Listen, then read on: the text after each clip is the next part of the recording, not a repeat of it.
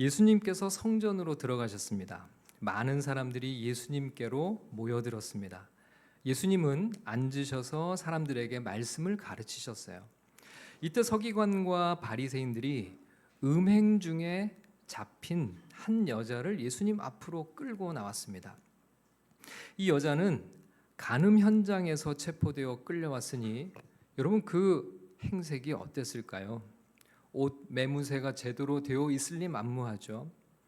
남자들은 이 여자의 머리채를 끌고 질질 끌고 여기까지 왔을지도 모르겠습니다. 끌려오는 내내 사람들은 손가락질하며 욕했을 거예요.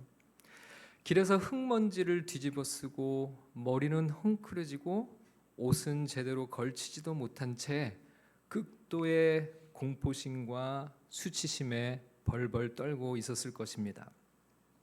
서기관과 바리새인들은 이 여자를 많은 사람들 가운데 세웠어요. 그리고 예수님께 이렇게 질문했습니다. 선생이여, 이 여자가 간음하다가 현장에서 잡혔나이다.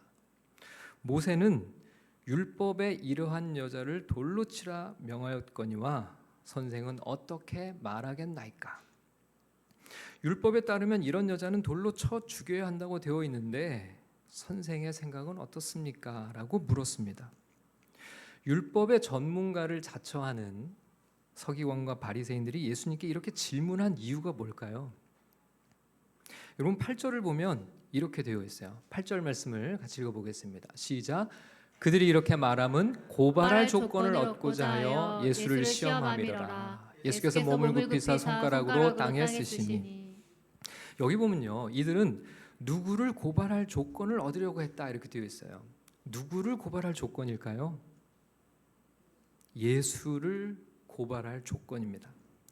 여러분, 예수를 올무에 엮어 죽일 방법을 찾고 있었어요.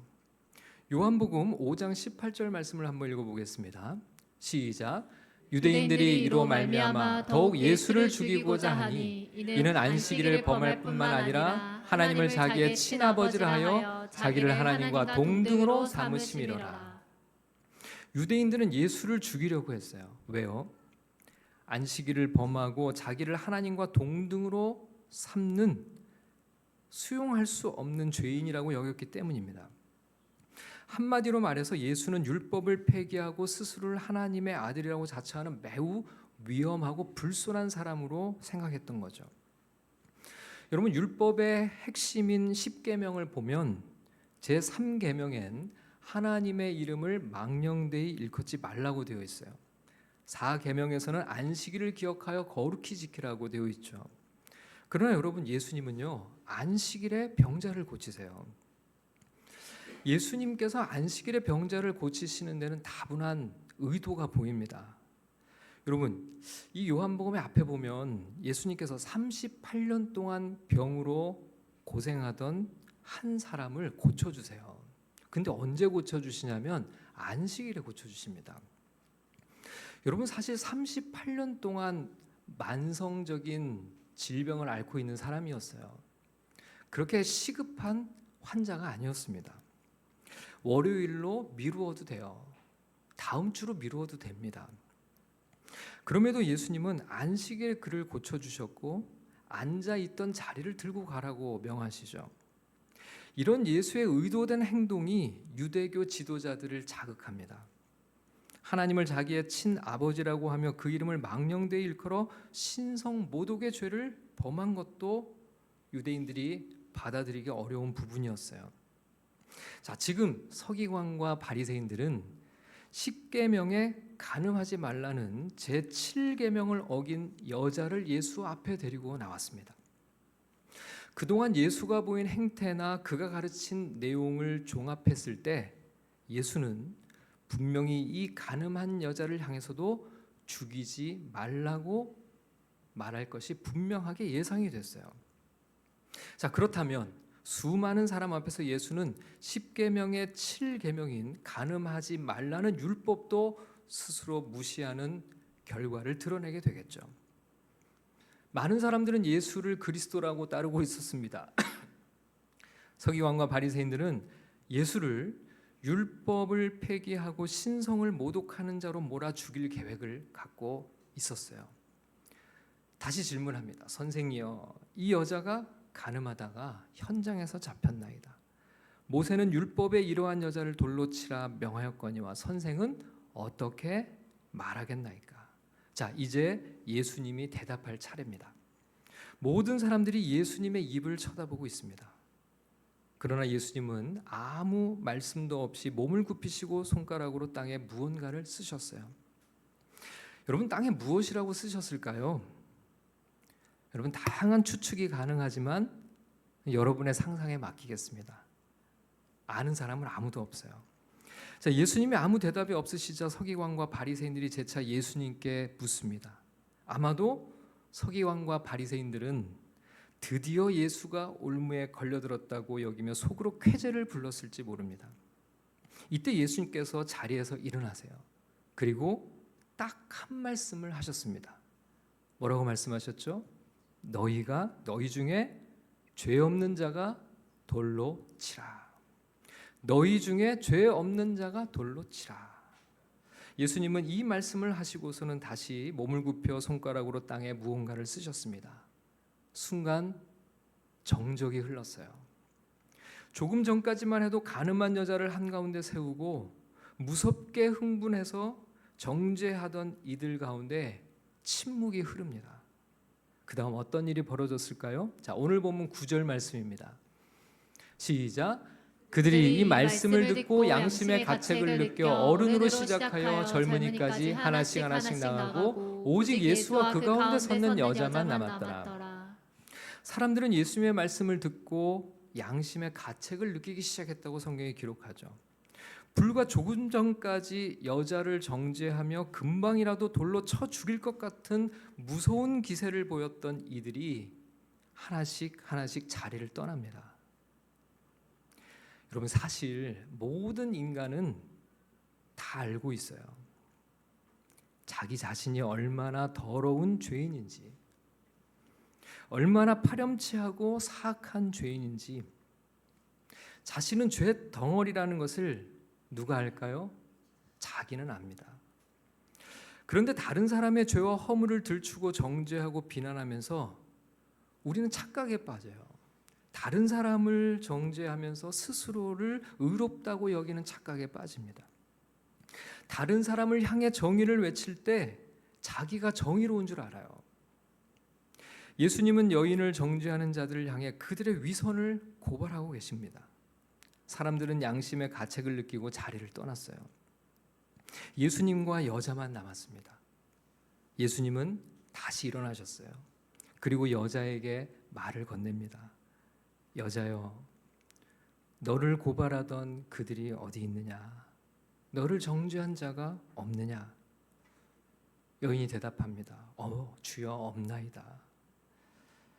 나도 너를 정죄하지 아니하노니 가서 다시는 죄를 범하지 말아라.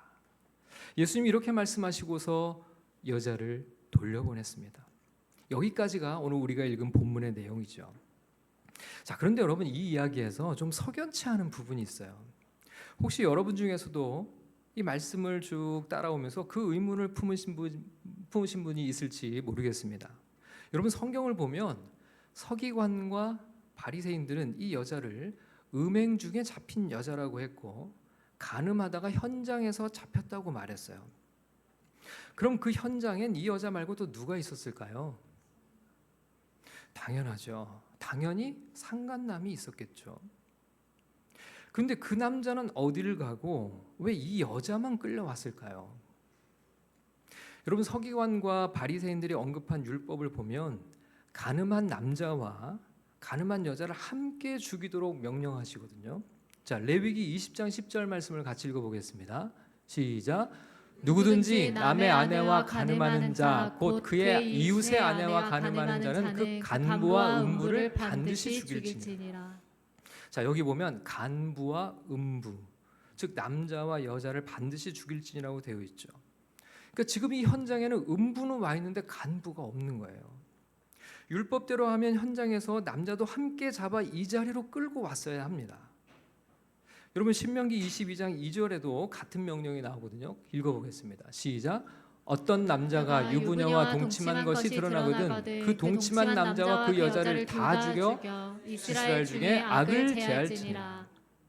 여기서도 가늠한 남자와 여자를 어떻게 하라고요? 둘 다 죽이라고 되어 있어요. 이게 율법이에요. 근데 이상하죠. 왜 여자만 끌려왔을까요?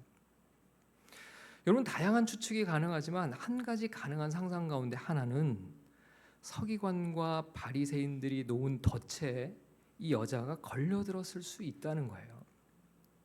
서기관과 바리새인들은 예수를 잡아 죽일 흉계를 계속 꾸미고 있었거든요. 사실 가늠한 여자를 예수 앞에 데리고 온 이유가 뭐였습니까? 예수를 고발할 조건을 얻기 위함이었죠. 예수를 시험하기 위해서였습니다. 이들이 진짜 죽이려고 하는 사람은 예수였어요. 서기관과 바리새인들이 예수를 죽이려고 그 음모를 꾸미는 과정에서 이 여자를 이용하려 했을 수 있다는 거예요. 여자는 이들이 놓은 파렴치한 덫에 걸려들었을 수 있다는 사실입니다. 상간남은 사전에 서기관과 바리새인들과 공모하여 여자를 유인한 다음 현장을 덮치게 했을 가능성이 있다는 거죠. 자신들의 목적을 달성하기 위해서라면 한 여자의 인생과 생명을 망치는 것쯤은 아무렇지도 않게 여길 수 있는 이들이 지금 율법을 가지고 예수님 앞에 나와 있다는 겁니다. 전혀 일어날 수 없는 그런 상상은 아니죠. 하지만 중요한 것은 그렇다고 하더라도 덫에 걸린 여자를 무죄로 만들 수는 없는 노릇입니다. 욕망의 덫에 걸려들었다 하더라도 죄는 죄니까요. 여러분 여기서 우리가 꼭 짚고 넘어가야 할 아주 중요한 사실 하나가 있습니다. 그게 뭘까요? 모든 사람은 한 사람도 예외 없이 이 여자가 선 이 자리에 서야 한다는 사실을 알고 계십니까?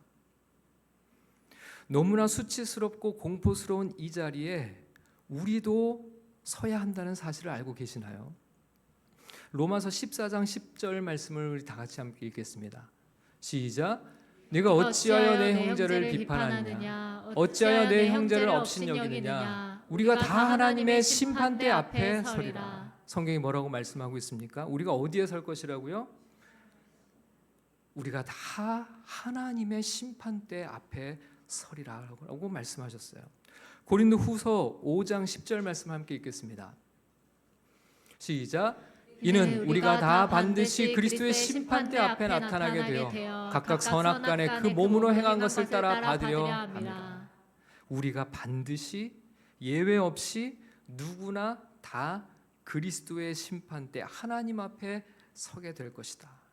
그때는 각각 선악간에 그 몸으로 행한 것을 따라 심판받게 된다고 성경이 분명하게 말씀하고 있죠. 여러분 정말 무서운 일 아닌가요? 진짜 두려운 일 아닌가요? 얼마나 수치스러울까요? 우리의 은밀한 모든 죄가 낱낱이 드러나는 순간이 온다는 거예요. 비밀이 없어요. 지옥문 앞에서 우리의 모든 죄와 수치가 드러날 때 얼마나 공포스러울까요? 돌에 맞아 죽는 것과는 비교도 되지 않을 것 같습니다. 하나님 앞에서, 그리스도 앞에서, 그 심판대 앞에서 얼마나 무서울까요? 여러분 너무나 많은 사람들이 이 중요한 사실을 무시하며 살아갑니다. 애써 외면하며 살아가요. 에이 죽으면 끝이지. 에이 지옥이 어딨어. 요즘 시대가 어떤데 아직도 그런 얘기를 하는 사람이 있나? 여러분 대체 이 사람들은 무슨 근거로 그런 허황된 믿음을 가지고 살아가는 걸까요? 여러분 이런 믿음을 가지고 살아간다면 인생에서 가장 큰 가치는 뭘까요? 순간의 쾌락 외에 무엇이 있겠습니까? 죄를 지어도 걸리지만 않으면 그뿐이겠죠. 한 번뿐인 인생 마음껏 즐기며 살다가 가면 그만 아닌가요? 욕망에 취하고 정욕을 쫓아 사는 것이 무슨 잘못이냐고 반문할 거예요. 그러나 여러분 정말 그럴까요? 성경은 절대로 그렇게 말씀하고 있지 않습니다. 히브리서 9장 27절 말씀을 함께 읽겠습니다. 시작. 히브리서 9장 27절 시작. 한 번 죽는 것은 사람에게 정해진 것이요 그 후에는 심판이 있으리니. 여러분, 우리는 누구나 죽음을 맞이할 거예요. 그것에 이의를 제기할 사람은 없어요. 하지만 반드시 기억해야 할 사실이 있습니다. 죽음이 결코 끝이 아니라는 거예요. 죽음 이후에는 분명히 심판이 있다고 성경이 우리에게 말씀합니다. 심판을 통해 천국과 지옥으로 나뉠 것입니다. 죄에 대한 하나님의 무서운 진노의 심판이 기다리고 있어요. 아무도 피해갈 수 없습니다. 여러분, 이 엄중한 진리를 가슴에 새기며 살아가는 자만이 죽음 이후의 심판을 준비할 수 있어요. 이 진리를 믿는 자만이 늘 깨어 있을 수 있는 줄 믿습니다. 이 믿음 안에 살아가는 우리 모두가 될 수 있기를 주님의 이름으로 간절히 축원합니다. 두 번째로 기억해야 할 진리가 있어요. 자, 오늘 본문의 말씀을 보면 가늠한 여인을 가운데 두고 많은 사람들이 고발하며 정죄합니다. 저 여자는 죽어 마땅한 죄인이라며 소리를 높입니다. 죽음의 공포와 수치심 속에서 여자는 단 한마디 변명도 할 수 없었어요. 이때 이 여인을 대신하여 누군가가 이야기를 했어요. 자, 누가 이야기를 했죠? 예수님이 얘기하셨습니다. 뭐라고 얘기를 하셨죠?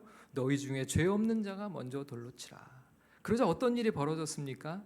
예수님의 이 한 말씀에 여자에 대한 모든 고발과 정죄가 끝이 났어요. 심지어는 고발하던 자들이 다 사라져 버렸습니다. 예수님의 한 말씀에 재판이 종료가 된 거예요. 여러분, 예수님보다 더 의롭고 더 지혜롭고 더 위대한 변호사가 어디 있을까요? 예수님의 지혜로 여자는 죽음에서 살아날 수 있었습니다. 여러분, 예수님이 가늠한 여자를 대신하여 말씀해 주셨듯이 놀라운 약속은요, 우리가 심판대 앞에 섰을 때 예수님이 우리를 위해 대언해 주신다고 약속하신다는 거예요. 여러분, 요한일서 2장 1절 말씀을 같이 읽겠습니다. 시작. 나의 자녀들아, 내가 이것을 너희에게 쓰면 너희로 죄를 범하지 않게 하려 함이라. 만일 누가 죄를 범하여도 아버지 앞에서 우리에게 대언자가 있으니 곧 의로우신 예수 그리스도시라. 여기 보면 예수님이 우리의 대언자라고 말씀을 하셨습니다. 대언자라는 말은 변호사 또는 상담자, 그런 뜻이에요. 하나님 앞에서 우리를 위해 변론해 주실 분이 계시다는 거예요. 그분이 바로 우리 구주 예수 그리스도라는 것입니다. 여러분, 우리는 하나님의 심판대 앞에 서게 되는데 결코 혼자 서지 않는다는 거예요. 여러분, 이 사실이 너무나 감사하지 않습니까? 끔찍하게 두려운 심판의 순간에 나를 위해 변호해 주실 분이 함께 계신다는 거예요. 여러분, 이보다 더 놀라운 소망이 어디 있습니까? 예수님께서 가늠한 여자의 곁을 끝까지 지켜주신 것처럼 내 곁을 끝까지 지켜주실 거라는 거예요.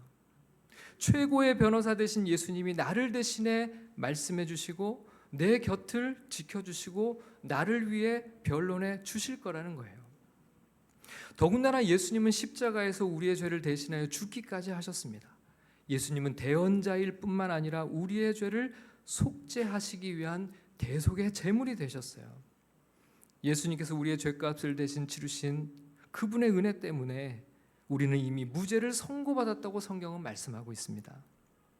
예수님께서 가늠한 여자에게 나도 너를 정죄하지 않는다고 말씀하셨어요. 어떻게 정죄하지 않으실 수 있는 거죠?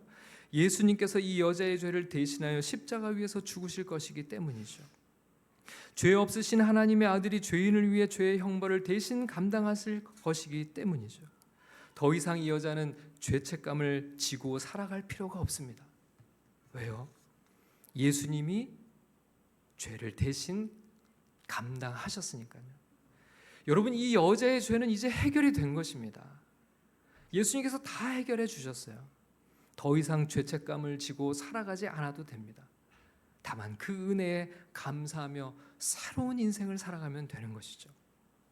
여러분, 이보다 더 감사하고 놀라운 은혜가 어디 있을까요? 여러분, 지나간 과거의 죄로 인해 마음에 눌림이 있으신가요? 떨쳐버릴 수 없는 죄책감에 여전히 시달리고 계신가요? 죄로 인해 수치심이 떠나질 않고 스스로 더럽다고 여겨지십니까? 여러분, 예수님께서 당신의 죄를 십자가에서 다 해결해 주셨음을 믿으시기를 축복합니다. 예수님을 내 삶의 주인으로 영접하고 믿고 살아가고 있다면 죄의 무거운 짐을 십자가 앞에 내려놓을 수 있기를 축복합니다. 이제는 어느 누구도 우리를 정죄할 수 없음을 기억하시길 바랍니다. 예수님께서는 하나님 앞에 바로 이 사실로 우리를 변호해 주실 거예요. 내가 이 사람의 죄값을 대신 치루었습니다. 그래서 이 사람은 무죄입니다. 여러분, 이것이 바로 복음이죠. 이 복음의 진리를 믿고 살아가는 우리 모두가 될 수 있기를 주님의 이름으로 축원합니다. 여러분, 여기서 이런 질문이 들 수 있어요. 그럼 이제부터는 우리는 어떻게 살아야 합니까? 예수님을 믿고 구원을 받았다고 하는데 제 안에는 여전히 반복되는 죄의 문제가 있습니다. 여러분, 이 이야기의 제일 끝에 예수님은 여자에게 가서 다시는 죄를 범하지 말라 그렇게 말씀하시죠. 11절 말씀을 함께 읽겠습니다. 시작. 대답하되 주여 없나이다. 예수께서 이르시되 나도 너를 정죄하지 않으니 가서 다시는 죄를 범하지 말라 하시니라. 가서 다시는 죄를 범하지 말라고 말씀하셨는데 만약에 다시 가서 죄를 범하면 어떻게 되는 건가요?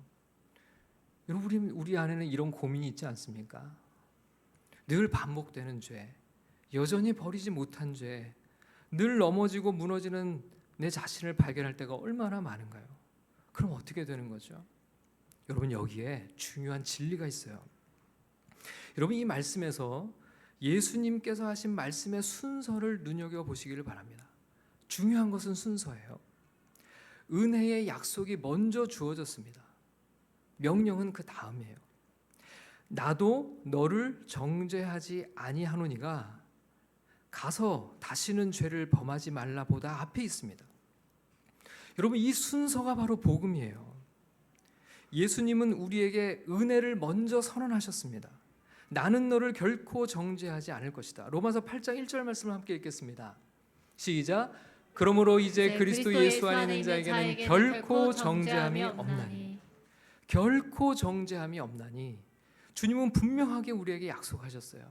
이미 하나님은 우리를 주 예수 그리스도 안에서 완전하게 받아주셨습니다. 우리가 죄를 범하지 않기 때문에 우리를 받아주시는 게 아니에요. 여러분, 이 순서를 바꾸면 안 됩니다. 순서가 바뀌면 복음이 종교로 전락하고 말아요. 여러분, 모든 종교적 메시지는 이 순서가 바뀌어 있습니다. 명령이 먼저 주어지고 약속이 뒤따라옵니다. 네가 가서 죄를 범하지 않는다면 하나님이 너를 용납해 주실 것이다. 여러분, 이렇게 되면 종교로 변하고 말아요. 여러분, 마귀는요 끊임없이 우리 안에 있는 복음을 종교로 바꾸라고 미혹합니다.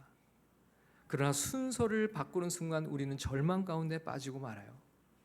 복음의 기쁨과 감격을 잃어버리고 맙니다. 죄책감에 짓눌립니다. 은혜의 복음이 늘 먼저라는 사실을 우리는 기억해야 돼요. 그럼 우리는 어떻게 살아야 할까요? 여러분, 늘 자기 자신에게 복음을 전하시기를 바랍니다. 예수님은 나를 정죄하지 않으신다. 가서 다시는 죄를 범하지 말자. 하나님은 나를 있는 그대로 용납해 주신다. 가서 다시는 죄를 범하지 말자. 죄에 넘어졌을 때도 스스로에게 복음을 전해야 됩니다. 여러분, 다른 사람을 전도하기 전에 나 자신을 전도하세요. 내 힘으로는 죄를 이길 수 없습니다. 그래서 예수님이 나를 구원하려 이 세상에 오신 것입니다. 주님이 나를 대신하여 죽으셨습니다. 예수님 때문에 나는 나의 모든 죄의 대가에서 자유케 되었습니다. 그러니 어느 누구도 나를 정죄할 수 없다. 여러분, 이 은혜를 붙들고 살아가시기를 축복합니다. 그럴 때 놀라운 일이 일어나기 시작합니다. 복음이 내 삶을 이끌기 시작할 때 복음의 능력이 내 삶을 변화시켜 가게 될 것입니다. 내 힘으로는 도저히 할 수 없는 일들이 주님의 은혜 가운데 내 삶을 만지시기를 주님 시작하실 거예요. 중요한 것은 늘 복음을 붙들고 살아가는 것입니다. 날마다 주 예수 안에 거하며 복음의 능력 가운데 살아가는 저와 여러분들이 모두 될 수 있기를 주님의 이름으로 축원합니다.